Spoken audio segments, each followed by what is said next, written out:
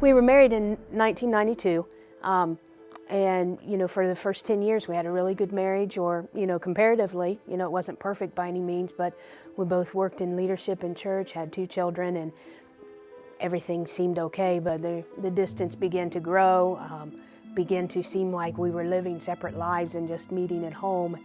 And that was our 10th year, and about 12 years into our marriage, he had packed up and left once and couldn't really give me a reason why, except it wasn't my fault. When he left the first time, I was devastated, because it doesn't happen to Christian families. It doesn't happen to people that go to church. It doesn't happen to people I know. Through all of that, it took probably a process, of a year before he could finally get up the nerve to say, that he struggled with homosexuality, and that the struggle had just become so intense that, that's what he wanted to follow. That was what was drawing him away, even though that's not what he wanted. I mean, he knew he wanted his family, but yet that desire was even greater. From that point on, it was another 4 years before he ended up at Pure Life Ministries, and I was just about dead.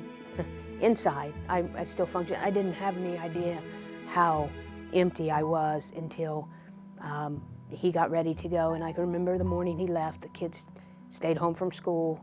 I went into work late so we could see him off, and it crushed me to see how that it affected the kids, because he was leaving.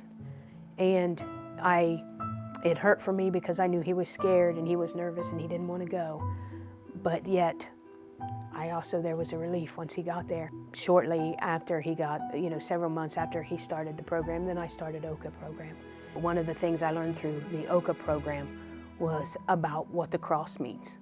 And the cross, and I've heard Pure Life sum it up like this: the cross is the willingness to suffer for the benefit of another.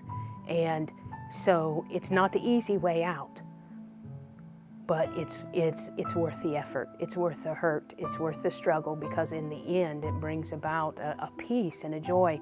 My counselor asked me a question early on into our OCA program, and she just asked me, "Can you embrace this?" And I said, I thought I was doing good not to be bitter and hate God because he let my world fall apart.